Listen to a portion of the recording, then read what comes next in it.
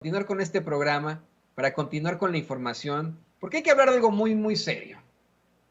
Y ya lo mencionaba Vicente Serrano hace unos momentos ante los estudiantes del Instituto de Estudios Superiores Rosario Castellanos en esta conferencia magistral. Hay algo muy serio, como es que desafortunadamente tenemos cabezas parlantes que nos han planteado durante años son los que detentan el periodismo, los que están en el nicho del periodismo, las llamadas vacas sagradas, pero pues que de periodistas no tienen nada, que nos engañaron, que fueron simple y sencillamente eso, cabezas parlantes que sirvieron algún tipo de interés, ni siquiera sus propios intereses, ni siquiera sus propias ideologías, ni el interés de algún poderoso o de alguna poderosa. Por eso quiero darle la bienvenida a un experto en el tema y por supuesto también gran periodista, alguien que también podría dictar esta cátedra en cualquier universidad, otro que podría sentarse a decir Magister Dicti, y es por supuesto que mi amigo, el escritor y colega periodista, colaborador de los datos duros e informativo Basta, el querido Ricardo Sevilla. Ricardo, bienvenido a Sin Censura. Querido Toño, un gustazo, pues esta salutación con la que pues reciben a Vicente Serrano, y vamos a pronunciar esa cátedra, ¿cómo no? Lo vamos a hacer en la UAP en los próximos días. Nos invitaron en la Benemérita Universidad Autónoma de Puebla, y allá vamos a estar hablando precisamente de periodismo, vamos a estar hablando de estos falsos sacerdocios, porque decía el gran filósofo y escritor puertorriqueño, a quienes no leen los neoliberales para nada, ni lo recuerdan, Eugenio María de Hostos, que si el periodismo es todavía una fuerza ciega, la culpa es del periodista, porque no hay, Toño público memorioso, ningún sacerdocio más alto que el del periodismo. Y por lo mismo, no hay sacerdocio que imponga más deberes, más compromiso, y pues bueno, no hay oficio más expuesto a ser peor desempeñado. De ahí principalmente la inmoralidad del periodismo, entre comillas, este periodismo que está cundiendo desafortunadamente en esos medios de comunicación corporativos, y digo desafortunadamente porque lo tienen todo. Tuvieron al pueblo de México como única opción, tuvieron toda la credibilidad porque no había mayor opción y lo echaron a perder, Toño. No quisieron abrazar este noble oficio como lo que es una profesión completamente humanista. Lo desecharon, y ahora las audiencias se están mudando, porque aquí en las benditas redes sociales de las que habla Andrés Manuel López Obrador, se encuentra ya el periodismo, ese periodismo social, ese periodismo de investigación que han desdeñado estos sujetos, estos opinólogos que lo desdeñan completamente, lo han repudiado, lo han castigado y peor, lo han vendido. Pero aquí estamos, querido Toño, con el gusto siempre de saludarte. Y me da mucho gusto que puedas hacer esa cita tan fuerte, querido Ricardo. No hay sacerdocio más alto que el del periodismo. Estoy completamente de acuerdo. Creo que tiene que estar dentro de nuestro, híjole, ¿no? Nuestro decálogo aquí en Sin Censura. En efecto, así nos vemos como, pues vamos, monjes del periodismo que, si bien es cierto, no renuncian no tienen un voto de castidad, y mucho menos un voto de silencio, pues sí tienen un voto de pobreza y un voto de servicio por la gente. Así que totalmente de acuerdo con lo que planteas. Pero pues, ¿qué te parece que vamos a hablar de esos que no tomaron los votos, de esos que no hacen ese sacerdocio más alto que es el periodismo?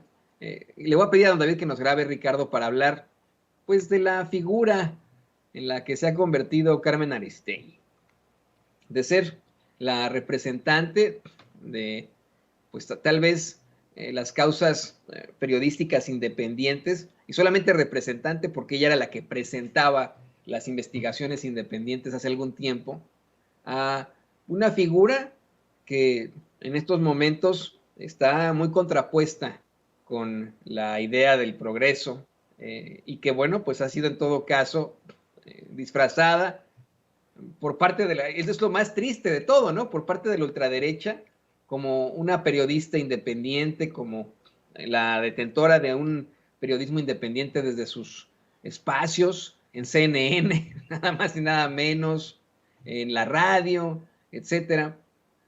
Hoy, pues tendríamos que pensar en eso, ¿no? En la agonía periodística que podría estar enfrentando una de los personajes que detentan precisamente los nichos periodísticos en México, Carmen Aristegui. Así es, querido Toño, público memorioso, y Carmen Aristegui está en el completo descrédito. Desafortunadamente, la proliferación informativa le ha hecho creer a la derecha de los medios de comunicación, pero a la derecha que también la escucha, que está perfectamente informada, pero no es así. Se engaña terriblemente, porque vastedad nunca ha sido sinónimo de calidad. Por si fuera poco, la clase conservadora ha asumido que para estar informados no requieren realizar ningún esfuerzo de su parte en un universo como el de las redes sociales, Twitter, Facebook, YouTube, donde los textos y las imágenes se suceden de manera vertiginosa y pornográfica, dijera Gilles Lipovetsky. Los conservadores se preguntan, ¿qué sentido tiene investigar ya si la información nos llega? ¿Qué sentido tiene investigar? No lo necesitamos. La información está ahí. Si no la podemos discernir, pues mucho menos la pueden crear. Ese es el pensamiento conservador, pero pobres, allá ellos y su mala cabeza, porque han caído, como es el caso de Carmen Aristegui, en la tiranía de la información sin sustento. Y es que ya el gran George Orwell había vaticinado el uso de esta información como tiranía. Aldous Huxley, que lo glosa perfectamente Carlos Fuentes en la geografía de la novela, era mucho más perspicaz y predijo que esa tiranía se impondría mediante el placer inagotable de la diversión informativa sin límite. Eso que hoy, en otras palabras, Toño, llamamos amarillismo, o en el peor de los casos, sensacionalismo. Eso es lo que está consumiendo los espacios informativos, el periodismo que se está, entre comillas, practicando en los espacios como Televisa, Televisión Azteca, en el espacio de Aristegui Noticias. Es lo que lamentablemente está cundiendo en esos medios de comunicación, pero en muchos otros también. Y la gente debe saber, y ya lo sabe porque se lo hemos estado informando un día sí y otro también, que las empresas periodísticas, o mejor dicho, los medios de comunicación corporativos, no están interesados en el periodismo social, están únicamente abocados a presentar notas y artículos que ofrecen titulares llamativos, escandalosos, amarillistas, con el fin exclusivo de aumentar sus ventas. Ya la semana pasada desnudamos aquí los precios de Animal Político, los precios que impone Daniel Moreno Chávez, ese personaje que lo tenían también como un gran tutor de periodistas. Resulta que es un vulgar vendedor de notas informativas a 68,500 pesos, nada más, la más baratita. Pero a la mayoría de los editores que trabajan en esas casas editoriales, hay que decirlo también, y hay que decirlo con mucha tristeza, no les interesa que los trabajos publicados no cuenten con ninguna evidencia, no les interesa que aparezcan acompañados de una investigación bien sustentada. Eso no les interesa, lamentablemente, querido Toño, y se necesitan periodistas que cuenten con una sólida formación ética, y en su ausencia, pues hay también ausencia de lectores inteligentes. Afortunadamente aquí en Sin Censura, en Los Datos Duros y en otros espacios informativos, estamos tratando de recuperar esa credibilidad que tenían los medios de comunicación, nosotros con un trabajo de datos duros. Y hay que decirlo también, Toño, muchos de los compañeros y compañeras han caído en el oficio periodístico a regañadientes porque confundieron este oficio con la farándula. No sé si a ti te pasó, pero en mi caso, en la Facultad de Ciencias Políticas, había muchos compañeros y muchas compañeras que lo único que querían era estar frente a cámara, frente a micrófono, y no les importaba el sustento periodístico ni lo que decían. Si tenían una voz engolada porque iban a tomar clases incluso de dicción, iban a tomar clases de radiolocución, pues eso era lo que importaba, que estuvieran ahí diciendo lo que fuera. Y mientras cundan los periodistas a los que les importa un cacahuate el periodismo de corte social, el periodismo de datos duros, continuarán proliferando esos lectores anodinos que consumen bodrios precisamente como el rey del cash. Fíjate que sí, sí los conocí. Muchos de ellos ni siquiera terminaron la carrera, o sea, deja tú se titularon, ni siquiera terminaron la carrera. Ahí a la Septien era mucho de que llegaran de Televisa o TV Azteca y que hicieran castings ahí, en las cabinas que teníamos de radio, de televisión y etcétera. Y lo único que pues, se probaba ahí era quién gritoneaba más, ¿no? O quién tenía mejores looks, o quién tenía voces chistosillas. Sí, en algunos casos, en cuestiones de deportes, fíjate, ahí sí, eran muy, en los castings, muy específicos, los locutores o los conductores, y cuestionaban a los compañeros sobre su, pues vamos, academia en cuanto a lo deportivo, pero en lo demás era eso, ¿no? Algo a lo que no se debe apostar. Se debe apostar en todo caso a la ética, por supuesto, a la ética periodística y al rigor. Eso estoy completamente convencido de. Y déjame ir, vamos ahora a este tema, precisamente al hablar de Carmen Aristegui. Le voy a pedir a don David que nos grabe. Carmen Aristegui fue de las primeras y primeros que en los medios de comunicación entrevistaron a Elena Chávez, esta señora expareja de César Yáñez, y quien publica un libro para pues, golpetear en todo caso al presidente López Obrador, pero sin ningún tipo de pruebas. Ricardo, ¿tú crees que esta situación es personal o dictaminada por alguien? Es decir, ¿está Carmen Aristegui actuando como siempre, como se ha exhibido que supuestamente ha actuado durante tantos años, al no estar ni siquiera cerca de la izquierda ni nada, sino de lo que se determina desde las esferas del poder? ¿O se trata de una situación personal en la que, pues al ser exhibida por el presidente López Obrador, siente que debe ella también enfrentarse a él y se ha convertido en una figura, pues vamos, de encono, de golpeteo entre uno y otro? ¿Qué opinas tú sobre esto, querido Ricardo? Tengo la peor opinión, querido Toño, público memorioso, porque alguien capitalizó el resentimiento de Elena Chávez. Se sabía que esta persona estaba resentida por la separación pues, con César Yáñez. Entonces a alguien se le ocurrió la mala idea de capitalizarlo. Probablemente le ayudaron a escribir con algunos pies forzados esta pseudoinvestigación. Hoy el presidente López Obrador hace alusión al rey del cash, no lo menciona por su nombre, pero hace la alusión, y es un libelo desde mi punto de vista, porque aparece para lanzarse contra el gobierno de la Cuarta Transformación.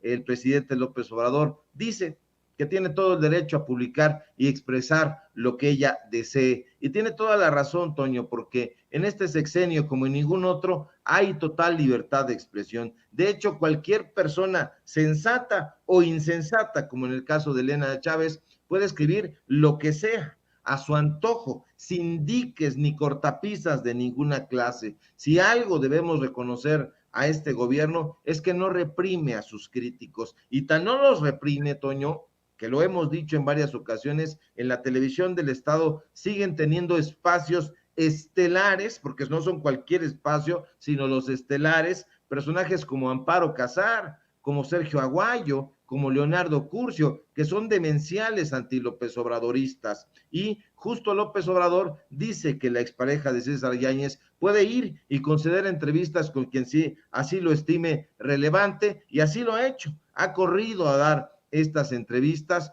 ya fue aplaudida, además en el Universal por Héctor de Mauleón, también fue aclamada de pie por Raimundo Rivapalacio en el Financiero y en su Pasquín, Eje Central, y como bien has dicho, hasta por Carmen Aristegui, que le ha abierto los micrófonos de su programa y ya la escuchamos en esa entrevista a modo, la dejó hablar cuanto quiso y sin hacerle ningún cuestionamiento serio.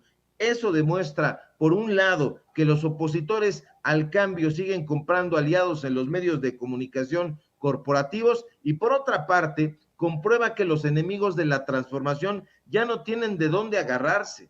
Desesperados por la enorme popularidad y la aceptación que ha tenido López Obrador, los conservadores han tratado de tomarse de libelos como los de Enrique Krause, el Mesías Tropical, el pueblo soy yo, se han tratado de tomar de los textos calumniosos y operísticos de Macario Esquetino, se han tratado también de colgar de la horripilante barrabasada de Raúl Olmos, La Casa Gris, pero seamos honestos, Toño, ninguno de ellos les ha funcionado para llevar a cabo su cometido. ¿Y cuál es ese cometido? Desacreditar la imagen de este gobierno. Un gobierno que, por cierto, le ha dado preferencia, como lo prometió López Obrador antes de llegar al poder, a los pobres, a los necesitados, al pueblo llano, a ese pueblo que, por cierto, la élite ha desdeñado y apodado naco, paria, chundo, indio, pobretón, huevón y todos estos epítetos oprobiosos que acompañan su discurso clasista y racista y que también expone Beatriz Gutiérrez Müller en esta conferencia que dio en el extranjero y que deja muy bien parado al gobierno mexicano, porque imagínate qué distancia hay entre la gaviota, Margarita Zavala, Marta Sagún y Beatriz Gutiérrez Müller. Ahora mal, como todos sabemos, han sido muchos los libros que se han escrito contra López Obrador y su gobierno. El propio presidente dijo esta mañana que son como 10, pero él cree que se escribirán como 20 y las probabilidades de que eso ocurra son enormes. Pero déjeme decirle, público memorioso, que esos libros que las editoriales venden como pan caliente tienen el mismo problema. Fueron escritos con las vísceras o garrapateados, si se quiere. De esta manera, libros olivelos, como Cuando México perdió la esperanza, del pasquinero Francisco Martín Moreno, o El país de un solo hombre, del mediocre y oscuro Alfonso Zárate, son textos huérfanos de todo rigor e inteligencia. Lamentablemente, Toño, estamos acostumbrados a ver en las pantallas a personajes que nunca han sido periodistas y por eso vemos que no respetan ni un ápice este oficio. Estas señoras y estos señores que encabezan paneles, mesas de discusión, ferias de libro, no entienden que un reportaje es una narración periodística que no por nada es considerado un género documental. Estos personajes que son expertos en lanzar diatribas, eso sí, y en hacer equilibrismos verbales, han querido ignorar que el reportaje, para hacerlo, debe tener un carácter noticioso, y debe tenerlo porque, carajo, su función es la divulgación con fines informativos, y esto hay que subrayarlo, tener fines informativos, y debemos enfatizarlo porque no hay manera de que un reportaje sea un ajuste de cuentas o una vendetta personal ni sentimental. Ya vimos las entrevistas que le han hecho a la autora del Rey del Cash, a Elena Chávez. Son entrevistas a modo y que sin embargo la han dejado muy mal parada. Le han preguntado qué pruebas tiene sobre sus señalamientos y ha dicho que ninguna. Le han preguntado si estuvo presente en algunas de las operaciones ilícitas que acusa y ha dicho que no, que lo sabe porque es como una suerte de evidente. Ella dice que es evidente, pero no nos parece a nosotros igual, y eso hace que todo este libro sea falso y caricaturesco, Toño. La autora de este libelo, a la que han dado una cobertura mediática delirante, en lugar de escribir esta clase de bodrios, debería honestamente tomar una terapia sobre cómo superar el resentimiento. Hay libros muy serios que podrían ayudar a superar ese sentimiento de hostilidad contra su expareja. Un reportaje debe ser sustentado con una investigación cualitativa y cuantitativa. No debe ser, insisto, un ajuste de cuentas, no debe ser escrito con las vísceras, y esto es lo que está ocurriendo con este libro. Y yo celebro que hayas egresado de la escuela Carlos Septién, porque no todas las personas, Toño, que han egresado de esa escuela han sido muy destacadas, pero hay, como diría López Obrador, honrosas excepciones, y prueba de ello eres tú. O sea, ha habido destacadas en los nichos del periodismo que, pues vamos, no son tan de poder decir, ay, qué fama tan bonita, o cómo decirlo.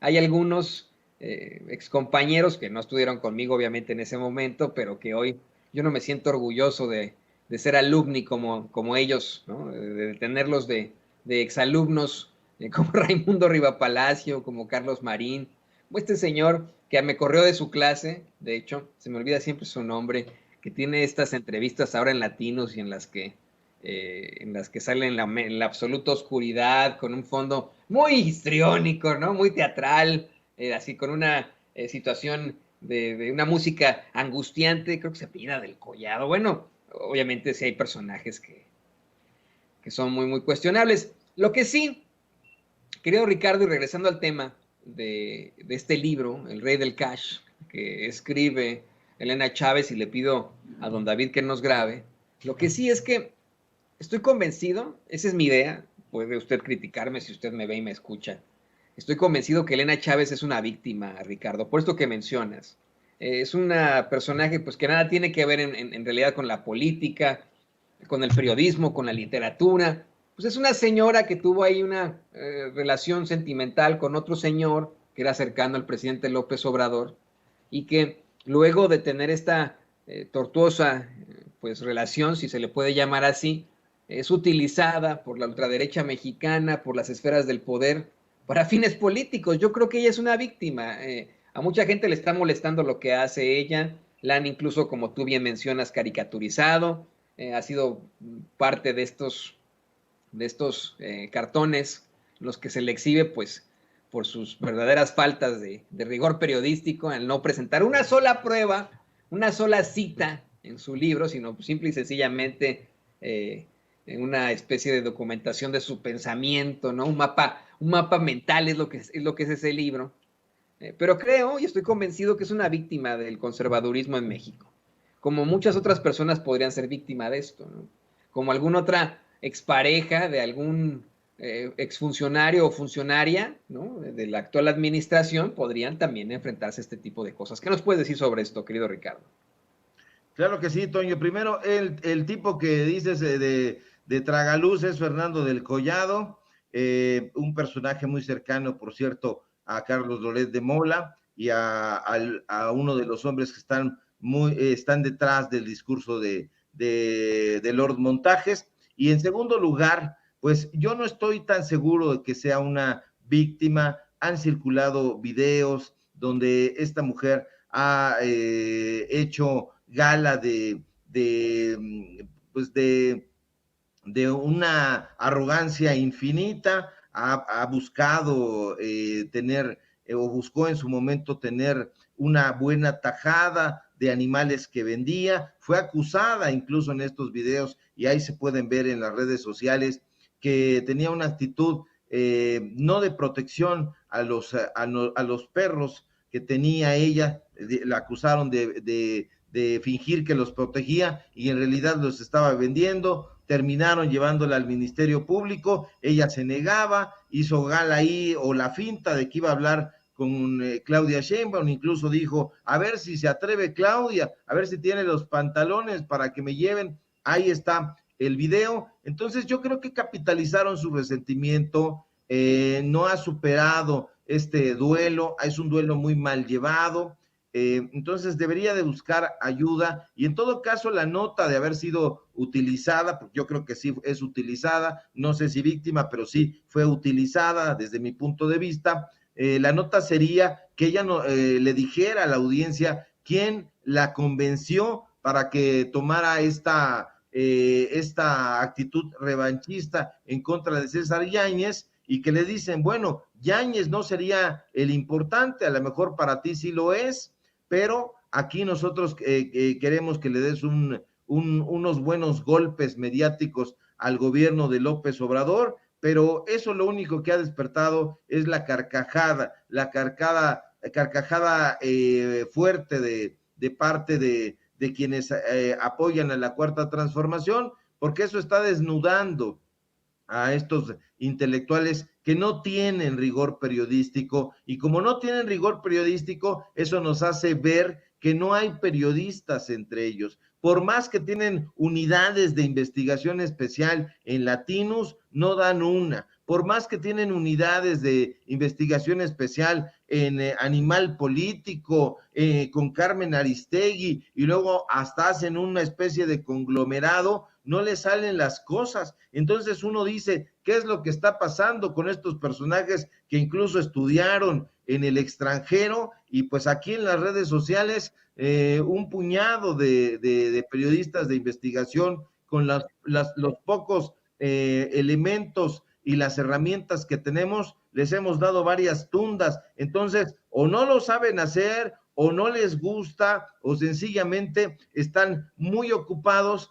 tratando de sacar adelante las órdenes que les dan en esos medios de comunicación los dueños y sus jefes, que no pueden hacer periodismo. Y es que el periodismo no se hace, ahí está. Entonces lo único que tiene uno que hacer es dar voz a los que no tienen voz, indagar, jalar ahí y buscar en los repositorios adecuados para que surja la información y para que se presente en formato periodístico. Pero estos personajes tan ocupados, insisto, están en agradar a sus clientelas y a sus jefes, que ya olvidaron el periodismo.